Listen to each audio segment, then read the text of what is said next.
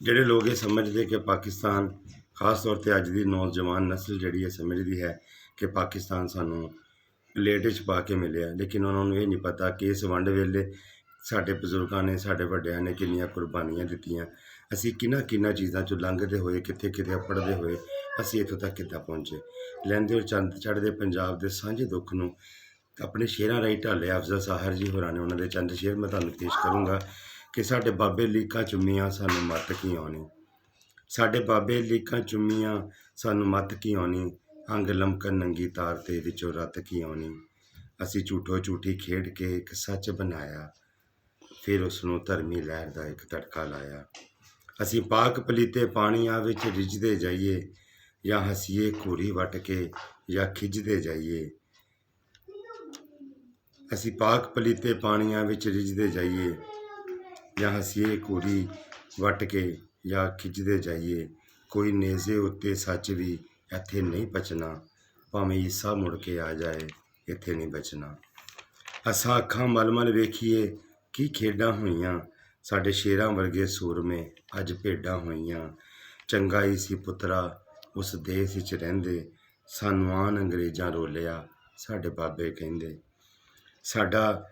ਸਾਨੂੰ ਸੱਜਾ ਹੱਥ ਵਿਖਾ ਕੇ ਮਾਰੀ ਸੂ ਖੱਬੀ, ਅਸੀਂ ਜੰਨਤ ਵੱਲ ਨੂੰ ਟੁਰ ਪਏ ਤੇ ਸਾਨੂੰ ਦੋਜ਼ਖ ਲੱਭੀ।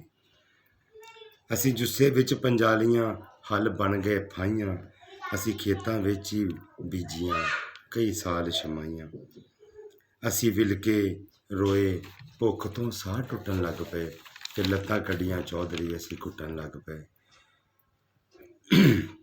ਨਹੀਂ ਖਾਣ ਪੀਣ ਨੂੰ ਲੱਭਦਾ ਸਾਡੇ ਘਰ ਵਿੱਚ ਸਾਇਆ, ਆਖੇ ਬੋਤਲ ਚੋਂ ਨਹੀਂ ਪੀਵਣਾ ਇਹ ਦਮ ਕਰਾਇਆ। ਅਸੀਂ ਛਿੱਟੀ ਚਰਾਵਣ ਲੈ ਗਏ ਕਿੰਜ ਬੂਹਾ ਨਿਕਲੇ, ਜੋ ਬੀਨ ਵਜਾਈਏ ਰੁੱਢਦੇ ਤਾਂ ਚੂਹਾ ਨਿਕਲੇ। ਗਏ ਵੱਡੇ ਬਾਹਰ ਵਲੈਤ ਤੋਂ ਸਾਹੂਕਾਰ ਲਿਆਏ, ਸਾਡੀ ਖੜੀ ਕਪਾਹ ਨੂੰ ਵੇਚਿਆ ਅਸੀਂ ਮੰਗ ਕੇ ਪਾਏ, ਸਾਡੀ ਖੜੀ ਕਪਾਹ ਨੂੰ ਵੇਚਿਆ ਅਸੀਂ ਮੰਗ ਕੇ ਪਾਏ। ਜਦ ਸ਼ੀਸ਼ੇ ਮੋਰੇ ਆ ਗਏ ਬਨ ਅਫਲਾਤੂਨੀ, ਤਦ ਸ਼ਕਲਾਂ ਦਿਸੀਆਂ ਕਾਲੀਆਂ ਹੱਥ ਖੂਨੋ ਖੂਨੀ। ਅਸੀਂ ਖੜੇ ਖਲੋਤੇ ਕੰਬ ਗਏ ਪਰਛਾਵੇਂ ਬਦਲੇ, ਅਸੀਂ ਖੜੇ ਖਲੋਤੇ ਕੰਬ ਗਏ ਪਰਛਾਵੇਂ ਬਦਲੇ।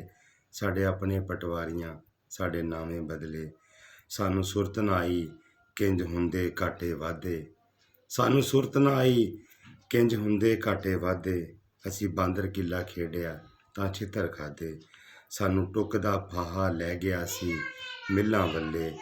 ਦੋ ਮਾਲਕ ਜੁੜ ਕੇ ਬਹਿ ਗਏ ਅਸੀਂ ਲੱਖਾਂ ਇਕੱਲੇ, ਸਾਡਾ ਗੰਨਾ ਮਿੱਲ ਨੇ ਪੀੜਿਆ ਰੌ ਰੱਤੀ ਨਿਕਲੀ, ਉਸ ਰੱਤ ਚੋਂ ਪੱਗਾਂ ਵਾਲਿਆਂ ਦੀ ਪੱਤੀ ਨਿਕਲੀ। ਅਸੀਂ ਮੀਂਹ ਨੂੰ ਕਣਕਾਂ ਸਾਂਭੀਆਂ, ਅਸੀਂ ਮੀਂਹ ਤੋਂ ਕਣਕਾਂ ਸਾਂਭੀਆਂ, ਸਾਨੂੰ ਚੌਧਰ ਪੈ ਗਈ। ਸਾਡਾ ਮਿੱਟੀ ਦੇ ਵਿੱਚ ਮੂੰਹ ਤੁੰਨ ਕੇ ਸਾਡੇ ਸਿਰ 'ਤੇ ਪੈ ਗਈ।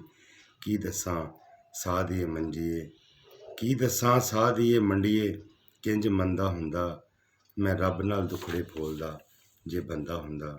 ਬਹੁਤ ਬਹੁਤ ਸ਼ੁਕਰੀਆ, ਬਹੁਤ ਬਹੁਤ ਧੰਨਵਾਦ।